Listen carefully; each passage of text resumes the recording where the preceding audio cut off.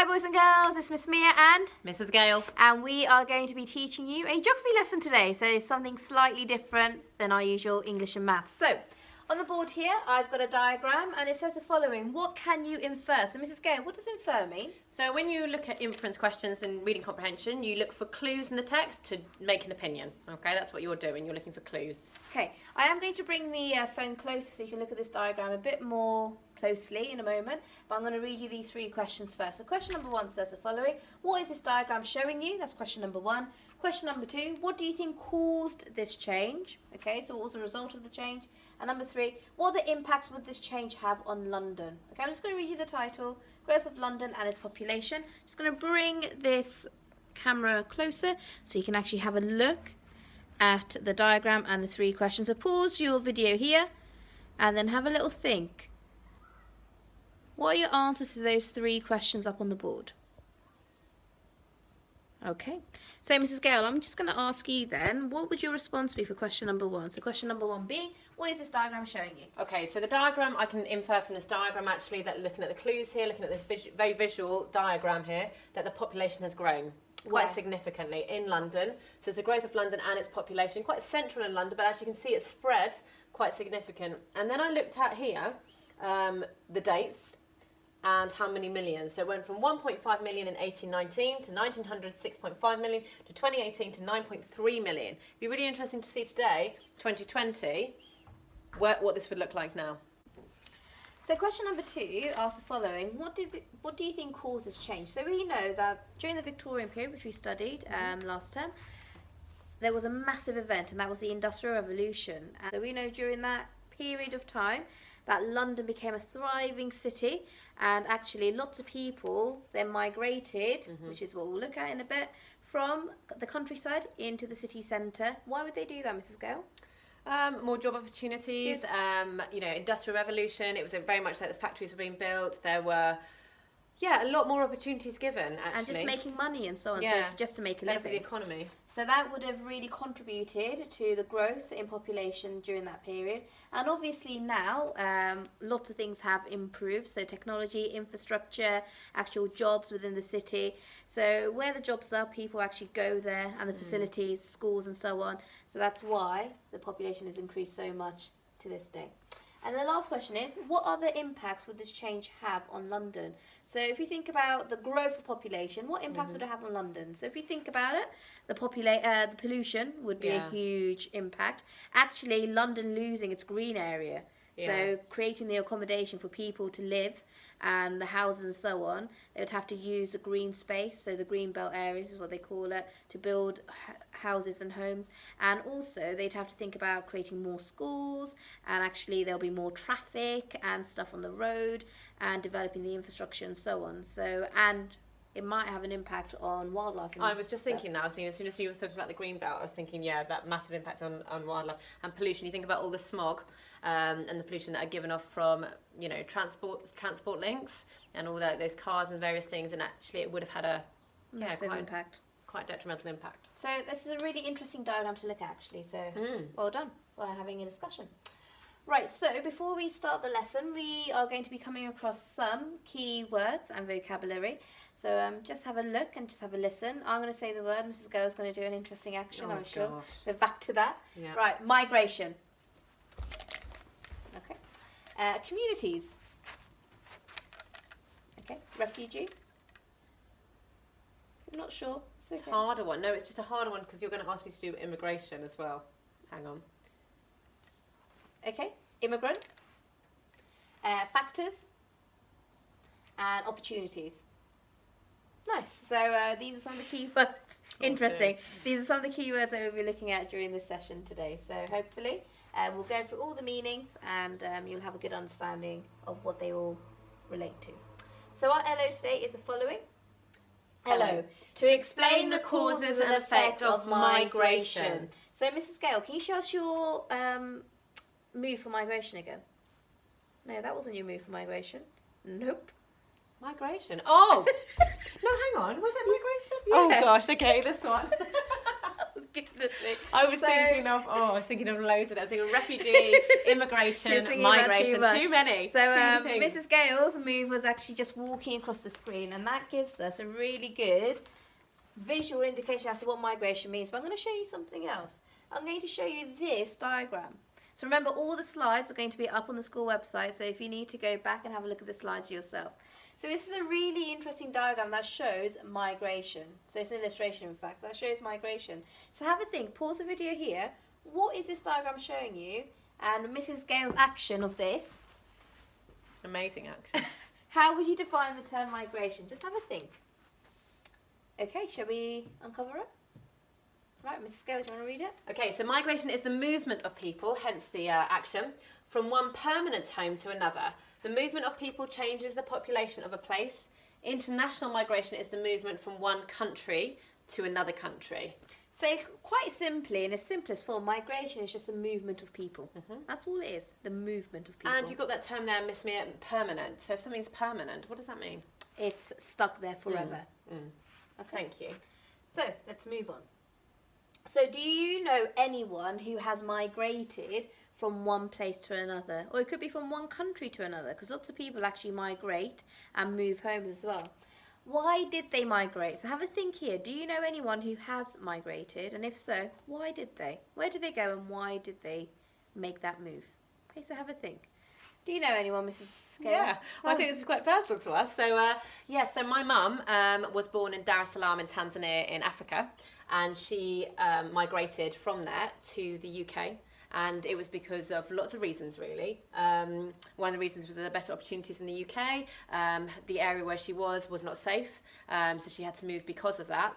And she desperately wanted to be a doctor, and actually the education that was provided in the UK was significantly better than what she was provided with in Tanzania. She was born into a very, very poor farming community, and she came from there, and now she's a GP. Oh, that's really interesting. So she actually reached her target of becoming a GP. I mean, quite a tough job at the moment, but so she got there. Yeah, she got there in the end.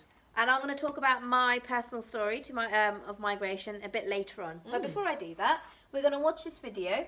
It's called Migration, Why Do People Move? Really key title there. So I'd like you to watch this video and list down 3 reasons, just 3. You don't need to write it down, you can just think about it in your head. Explain why some people migrate. So remember, migration is, Mrs. Gale? Movement. From one place to another.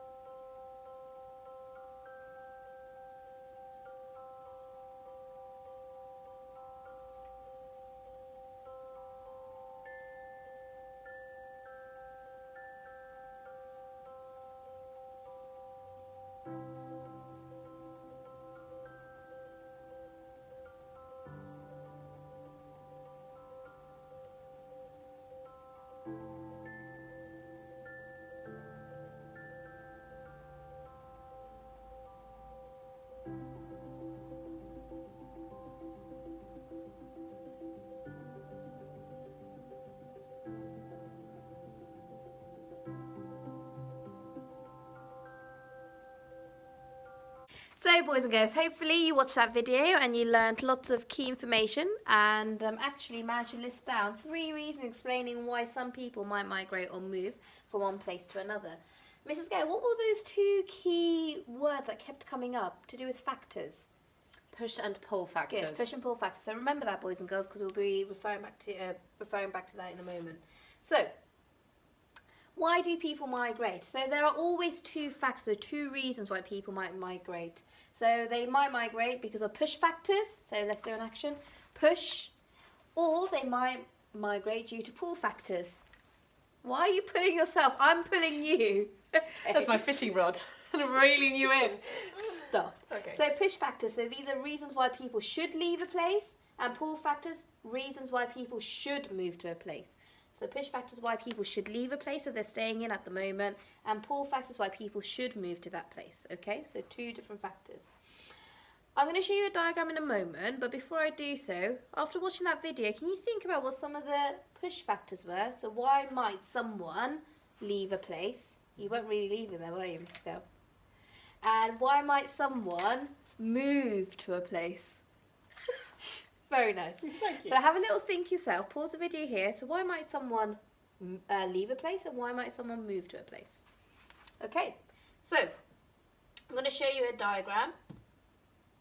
And it's a really interesting diagram because it shows you all the some push factors and some pull factors. Again, these slides are up on the website, so don't worry if you can't see it very clearly now because you can look at it on the website. So push factors, Mrs. Gale, can you read me some of them? Yeah, there's few jobs in the area. There's war, there's famine, so there's desperate hunger, there's not enough food, and natural disasters. So they might have like an earthquake, tornado, which has completely torn the country apart. And we know that in year 4 that you studied earthquakes and volcanoes and earthquakes, and we know that Japan, quite frankly, has a lot of earthquakes. So it suffers from a lot of earthquakes, but people still live there. So, do you know, people might move, people have moved, but some people decide to stay as well. And pull factors, Mrs. Gale. Better healthcare, so, access to doctors and medicine and so forth. Better job opportunities, better education, and better safety. So things like police patrolled and the care of the community is a big pull factor. And if we think about the UK in particular, our healthcare system, we've got the NHS, whereas which we don't need to pay for. It's government funded, and whereas in other countries around the world, so the US, for example, everyone needs to pay for their healthcare. No matter what the injury is, they will need to go and pay for it, and people just don't have the money for it. So we're very lucky in the UK that we actually have an excellent NHS, a healthcare system, and we're really lucky at this given time. So push factors are reasons why people will leave leave a country, and pull factors are why people might move to the country. Okay, so these are the 2 different factors. Got that? Got it. Got it. Right. So Mrs. Gale spoke about her mum, and I'm going to speak about my parents actually. So this is my dad, and it's my mum. So my parents actually immigrated from Bangladesh to the UK. So we can see the word migrated there, so the movement. So immigrated is moving from one country to another. So they've moved permanently. So why did they move? So they moved, and so this is where Bangladesh is on the border of India. And then it's the UK. Probably not in London, probably more so in the southeast, but it's in the UK. So why did they move? So they moved because there were better job opportunities in the UK, better housing facilities in the UK, and better education for their children. Now, you may not know this, but my 2 eldest brothers and myself, we were actually born in Bangladesh. And my eldest brother, he went to a school in Bangladesh. So when he moved over here, he was about 12, 13. He had very limited English. And the education system back home in Bangladesh is not very good, or wasn't very good back then, but it's improved considerably since. So how old were you? I was 5 months old when I moved over here. Oh, little Mia. Little Mia. So cute. I was actually 5 months old when I moved over to the UK. Oh, you definitely weren't at school then. No, I definitely wasn't at school. So actually, my dad was thinking about us as children, thinking, do you know what? In Bangladesh, there's not a lot of opportunities in terms of jobs and education and so on. So he decided to move to the UK to provide his family with a better future. So after my parents moved, we first settled in Cardiff. Oh, I went to university in Cardiff. I know. I've told you this before, and you never believe me. Oh no. And then we migrated, so we moved to London, as there was a large, thriving Bengali community. So obviously, I'm Bangladeshi, from Bangladesh, and coming to a brand new country and not knowing anyone is quite daunting. So there wasn't a big Bengali community in Cardiff or Wales. But in London there was a massive Bengali community. I'm just really interested by this. Yeah. Why did your parents move to Cardiff? Why We Cardiff? had family friends in Cardiff, Right, okay. so we didn't actually own a place in the UK when we first moved over here. So we stayed with a family friend in Cardiff first, and then once we kind of settled, we then moved to London, and got a house and so on. And that's the reason why. Thank you. Is that okay? It's interesting, yeah. So those are some stories about my family and Mrs. Gale's family as well. So we know loads of people who have migrated. Yeah. Okay. So how does migration affect the UK then? So if we have a look, we've got two diagrams here. What are these maps showing you about migration linked to the UK, just the UK? So we've got a subheading saying moving into the UK, and we've got a subheading here saying moving out of the UK. So what are they actually showing you? I'm just going to bring it closer so you can see both of the maps. Okay. So Mrs. Gale, can you do the honours? So pause the video here. What are they showing you? Can you do the honours and just read the information? Okay, so we've got some information here. The arrows are going towards the UK. So this is telling us like where are people coming from? They're coming from the West Indies, West Africa, India, Pakistan, European Union. And do you want me to click on this box? Yes, please. Okay. So today people come to the UK predominantly, that means mainly, from mainland Europe or countries that were once part of the British Empire. That's interesting because I didn't know that. And then here we've got people, if they're leaving the UK, where are they most likely to go? We've got Canada, USA, European Union, India and Australia and New Zealand. And lots of people are moving to the Middle East at the moment, actually. If we think about Mr. Hatton and Miss Ruffin, they've moved to Dubai, which is in the Middle East. Yeah. Do you want to? And here, when people leave the UK, they often go to English-speaking countries or places where there are already British communities, a group of people living there, living in the same place. And I can imagine a lot of that is the language barrier. You know, if people move out of the UK, they want to go to a place where they can speak the language. Yeah, absolutely. Whereas you think some of these other people here that are coming into the UK, you know, my mum speaks Punjabi and my gran speaks very limited English, and would have been very, very difficult in terms of that language barrier. It's much easier to move to a place where you can speak the language. Yeah. Absolutely. Same with my parents, in fact. When they first moved over, they could only speak Bengali, so it was very difficult for them to actually understand how to conduct themselves in the UK when they first moved. But they managed to get there. Woo! Just. So, advantages and disadvantages of migration. So we know that migration affects not just the country, but the people itself. And there are always advantages and disadvantages to everything. So with migration, always the same as well. So what are the advantages and disadvantages of migration on countries losing people? So my parents left Bangladesh to come to the UK. So what are the advantages of my parents leaving Bangladesh to come to the UK, and what are the disadvantages of my parents leaving Bangladesh to come to the UK? Vice versa with your mum. So leaving Tanzania, was it? Yeah, Tanzania, yeah. To come to the UK. So what was the advantage of her coming over here? And again, what was the disadvantage of her leaving Tanzania to come over here? Okay, so have a little think. What do you think they could be?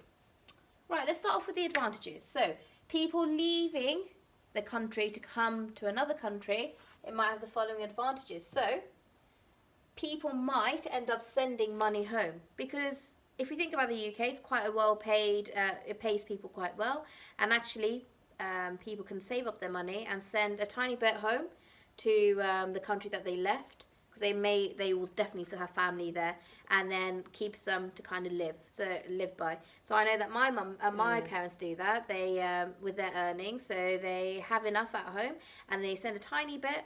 So my dad sends a tiny bit home back to his siblings, just to make sure that everything's going okay at home for them. Does your mum do the same? Yeah, she's got some land in Tanzania actually, and she's got an aunt and people that kind of help look after the land, and she does send some money home. Okay. So lots of people do send money home back to their home country.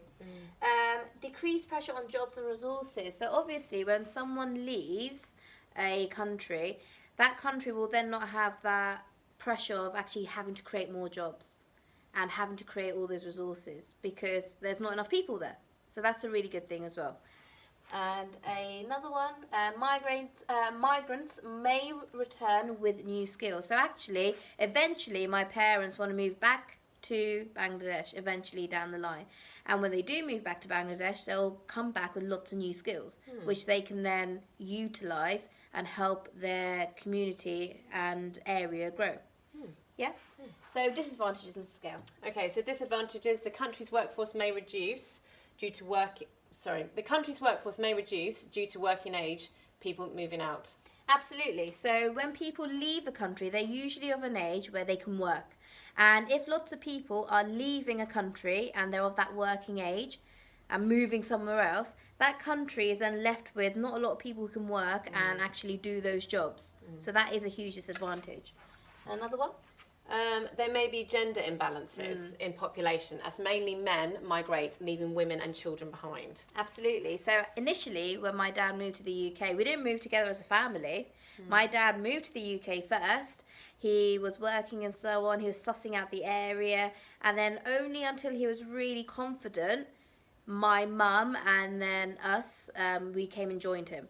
So there was that separation between them initially, between the family, and then we eventually joined them. So when people migrate or families migrate, they don't migrate together always, not always, and the men usually go out first, and then the rest of the family comes. So if lots of men go out and they migrate, then it just leaves the country with a huge amount of women and children and so on. Again, not a great situation to be in. Okay. So, host country accepting people in. And we've seen the word host before. If we think about World War II, we had host families. So host country just refers to the idea of actually welcoming migrants into the country. So again, have a think. What are the advantages and disadvantages of migration on host countries? So people moving into the UK, let's say for example, what are the advantages for them? What are the disadvantages? So have a little think. Right. So advantages. Mrs. Gale, do you want to read the first one? Yeah. So a richer and more diverse culture. Absolutely. So if you think about London, for example, in the UK, we've got so many different people living in the UK, and actually it's a fantastic opportunity to learn about different cultures, different foods, learn different languages, learn from lots of different people, and actually really understand what the global community is like. So that's a huge plus point. Another one? Ensures that there are enough people working. Absolutely. So if we think about certain jobs in the UK, some people may not want to do those jobs, but other people may really want to do those jobs. And actually, by having migrants come in, so people migrating to an area, there will be enough people to do those jobs. Okay? And disadvantages. So we've got can cause the country to become overcrowded. And there's lots of issues about overcrowding at the moment, not just in the UK, but just globally as well. So actually people coming in to a host country, there may not be enough accommodation for them, and people may need to squeeze together and live in really tight facilities, so that's not a great position to be in. And then lastly, it may have an impact on the services of the country, so the housing, healthcare and education. So when people do migrate to an area, they will need to have access to the healthcare, to the education, to jobs and so on, and actually the country will need to create more of that. Yeah, and you think about currently, our school is Hampton Junior School, and that's the schools in Richmond and the schools nationally, they're constantly expanding because our population is growing and growing and growing. So we always used to be a 3-form entry school. We're now going to be expanding into a 4-form entry school because of the population. So that has an impact on education. There are lots of benefits and on the flip side, there are disadvantages as well. But absolutely, and all of this costs a lot of money. A lot of money. Yeah. Okay. So I've got another slide, and it says the following. There are other factors which force people to emigrate, to leave a country, and they are known as a refugee. So I'm just going to show you this video, who is a refugee, and it will give you a really good understanding as to why people may have to leave a place. So, and this image also gives you a good indication too.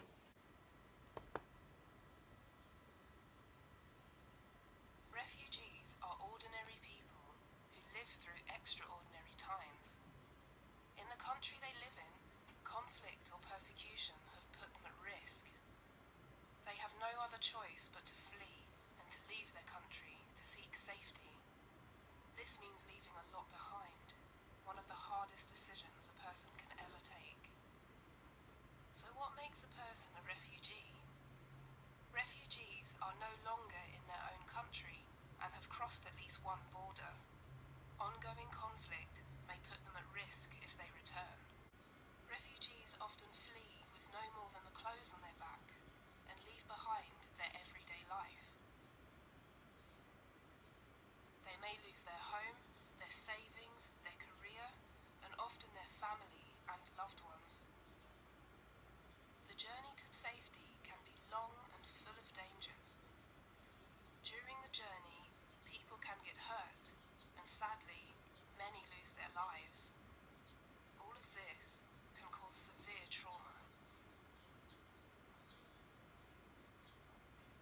Unfortunately, there are international laws to protect refugees.